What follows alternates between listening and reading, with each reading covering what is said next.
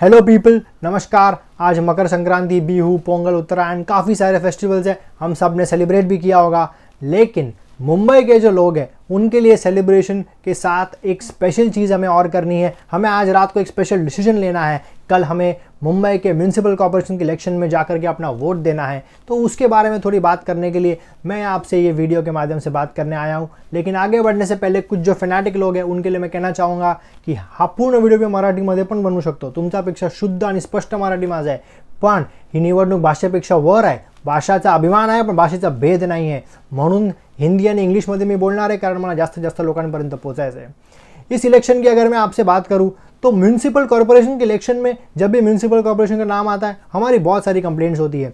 लेकिन एक primary difference हमें समझना है कि दूसरे देशों के जो शहर है, न्यूयॉर्क, लंदन, उन शहरों में मेयर के एग्जीक्यूटिव पावर्स होते हैं। इंडियन कॉन्स्टिट्यूशन और इंडियन गवर्नेंस के सिस्टम के हिसाब से हमारे मेयर्स और कॉर्पोरेटर्स जिन्हें हम इलेक्ट करते हैं उनके एग्जीक्यूटिव पावर्स नहीं होते। एग्जीक्यूटिव पावर्स होते हैं आईएएस ऑफिसर जो म्यूनसिपल कमिश्नर होता है और उनके डिपार्टमेंट का जो सेटअप होता है उनके पास। वो लोग स्टेट गवर्नमेंट को रिपोर्ट करते हैं, स्टेट गवर्नमेंट के लिए काम करते हैं।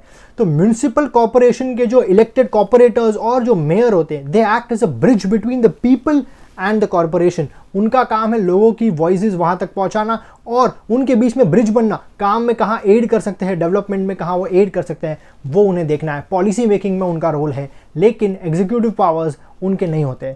लेकिन ऐसे सिचुएशन में हमें क्या करना है? हमारे लिए एक सिंपल चीज़ है, एक सिंपल थंब रूल है कि जिस पार्टी की स्टेट में गवर्नमेंट हो, अगर उसी पार्टी का कॉर्पोरेशन में मेयर हो तो that bridge between the people and the state government becomes smoother, becomes frictionless। अगर इसकी जगह ऑपोजिशन की गवर्नमेंट होती है, ऑपोजिशन की म्यूनसिपल कॉर्पोरेशन में और उनकी जहाँ पे उनके मेयर्स बैठते, तो वो लोग 5 साल सिर्फ और सिर्फ स्टेट गवर्नमेंट को क्रिटिसाइज करने में लगा देंगे। वो जो ब्रिज है वहाँ पे वो लोग फ्रिक्शन क्रिएट करेंगे, सिर्फ और सिर्फ इशू बना करके उसको स्टेट गवर्नमेंट को टारगेट करने में लगा देंगे। लेकिन 2 काम हो भी रहे होंगे तो भी वो अटका के रखेंगे, वो काम नहीं होने देंगे।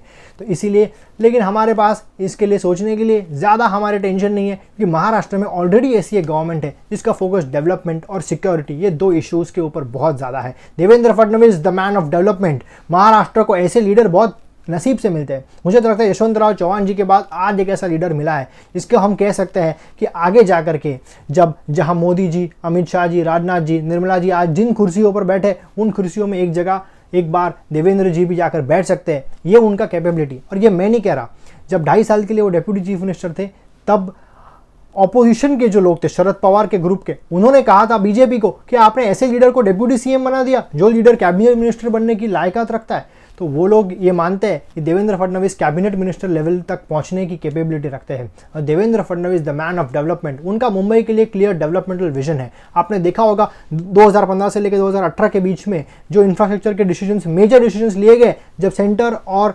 स्टेट और कॉर्पोरेशन तीनों एक लाइन में एक फोर्स से काम कर रहा था, तो आज जो भी हम मेट्रोज और जो भी कोस्टल रोड्स देख रहे हैं उन सब के डिसीजंस वो टाइम पे लिए गए थे। लेकिन अगर म्यूनसिपल कॉर्पोरेशन में कोई ऐसा है जो सिर्फ उनको टारगेट करना चाहता है, सिर्फ उन्हें क्रिटिसाइज करना चाहता है, एक भी काम हो रहा होगा तो वो नहीं होने देंगे। ऐसे जो लोग हैं तो उन लोगों के हाथ में सिर्फ डिवाइसिव एजेंडा, लैंग्वेज पॉलिटिक्स, इसके अलावा उनके पास और कोई काम नहीं है। वो लोग मुंबई का भला नहीं कर सकते। मुंबई की सिक्योरिटी का जो ध्यान रखना है, इन्फिल्ट्रेशन का जो प्रॉब्लम है, बांग्लादेशी इन्फिल्ट्रेशन की मैं बात कर रहा हूँ, दूसरे स्टेट्स के लोगों की नहीं। बांग्लादेशी इन्फिल्ट्रेशन का जो प्रॉब्लम है उन्हें आइडेंटिफाई करके जो बाहर निकालना है, उसमें होम डिपार्टमेंट की मदद जो करनी है वो कॉर्पोरेशन को करनी है। और उसी में बीएमसी का एक बड़ा रोल है। हम जानते हैं बीएमसी में हमारी बहुत सारी कंप्लेंट्स है और बीएमसी को इम्प्रूवाइज करना है, बीएमसी को टेक्नोलॉजी ओरिएंटेड बनाना है। बीजेपी का जो मैनिफेस्टो है वो फ्यूचरिस्टिक मैनिफेस्टो है। टेक्नोलॉजी, एआई ड्रिवन चीज़ों को सिस्टम्स में बिठा करके लास्ट माइल गवर्नेंस किस तरह से इंश्योर किया जा सके, ये डेवलपमेंट के एजेंडा के लिए हमें भारतीय जनता पार्टी और उनके साथ जो एकनाथ शिंदे की रियल बाला साहेब ठाकरे के विचारों वाली जो शिवसेना है उन्हें हमें वोट करना है। और उनके जो सिंबल्स है हमारे जाने माने, जाने पहचाने सिंबल्स है। भारतीय जनता पार्टी का लोटस सिंबल और रियल शिवसेना का धनुष बाण वाला जो सिंबल है। तो जहां भी अपने वार्ड में धनुष बाण या लोटस का बटन जहां भी होगा उस बटन को दबा करके आप देवेंद्र जी के हाथ मजबूत कीजिए और देवेंद्र जी के हाथ इंटर्न मोदी जी के हाथ मजबूत करेंगे। और मुंबई, महाराष्ट्र और इंडिया ये ग्रोथ का जो एक पावर हाउस बनेगा, उसमें उस प्रोसेस में हमें हमारा छोटा सा एक योगदान देना है। यही बात मैं आपसे करने आया था। Thank you so much. कल without fail you have to vote.